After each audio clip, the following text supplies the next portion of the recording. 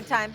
We ready? Yeah. We ready? We got this? I had a couple I was going to throw in there. You know, Kelsey at the U.S. Open. Yeah, okay. He wouldn't know Taylor Fritz if he fell on him. But I figured maybe I won't go there. I'll be a little nicer here. Okay. Number one is the kickoff scenarios in the NFL. Ooh. Now, I know they're going to sit there and they're going to try to increase a dead play. And I also know that McDermott, the dope, kicked off to Arizona the other day, and he ran back a touchdown. McDermott's the same guy who squib kicked against Kansas City. No, he hit the ball in the end zone against Kansas City in the playoff game, Jeff. Remember that? And he didn't take any time off the clock.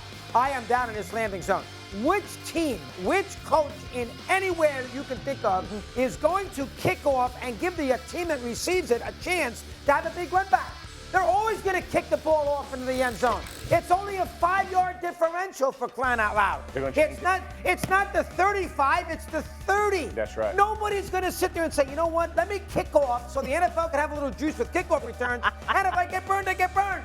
Nobody's going to do that. They're going to boot the damn thing into the end zone. That's right. And then they're going to start the drive at the 30. It's a 5-yard thing. You heard Shanahan the other night. You know what? 5 yards is not a big deal. If the NFL really wanted to put some juice and make these teams understand that there's going to be a penalty, kick the ball from the end zone, you got to have them start the ball at the 35-yard line.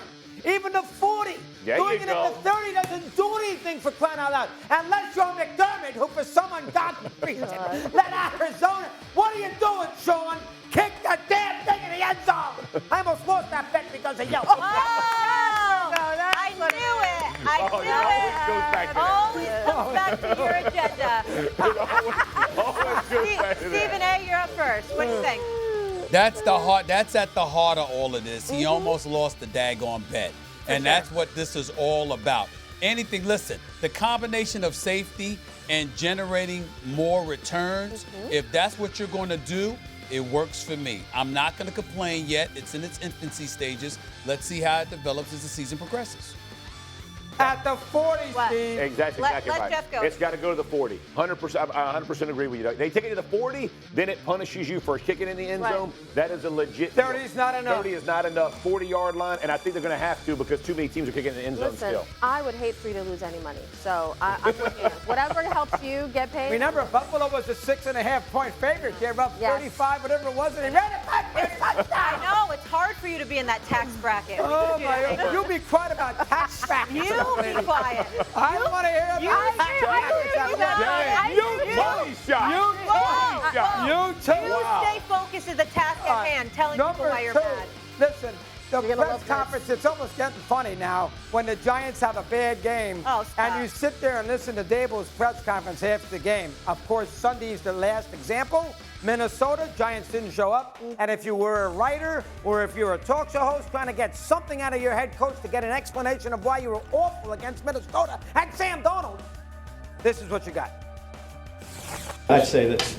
I'm going to go back, watch the tape, see what we can do better. Again, I'm going to go back, watch the tape, try to make the corrections and be better. Look, we're going to go back and watch it. We're going to watch everything, Pat. That's not in my mind. That's changing the quarterback. Say, Brian. Last year in our first Monday night game against Dallas, you put America to sleep at halftime. Remember that, Jeff? It was the game 40-0, and the Giants are a mess. You want to be Nick Saban, and you want to give me, I got to look at the tape. You want to be Belichick, and you give me, I want to look at the tape. You can't do it when you were that pathetic in all phases on Sunday afternoon. I mean, he completed, Sam Darnold, 12 straight completions. He had a 99-yard drive for a touchdown. You got a fumble early in the game, and you only got a field goal out of it. Jones is atrocious. Your offensive line, I'll let Jeff handle that, did absolutely nothing. Did you practice in the summertime? Did you have a workout? What did you do exactly? I mean, that performance. Think about this for a second. On a beautiful, how about Mr. Mara? There you go. How about John Mara with his cornflakes waking up there in Westchester and getting little slippers on, and he runs down to the Meadowlands to watch that game. He's already in a bad mood because he's got 3 touchdowns against the Eagles, and we already learned that he was annoyed because Barkley he wanted to keep. We saw that on Hard Knocks. And then John's sitting here with his hot dog at halftime, and the Vikings are up 21-3.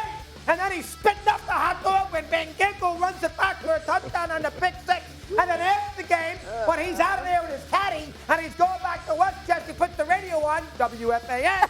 What did he hear? I got to go look at the tape 50, 60 times. Brian, What do you do in the summertime?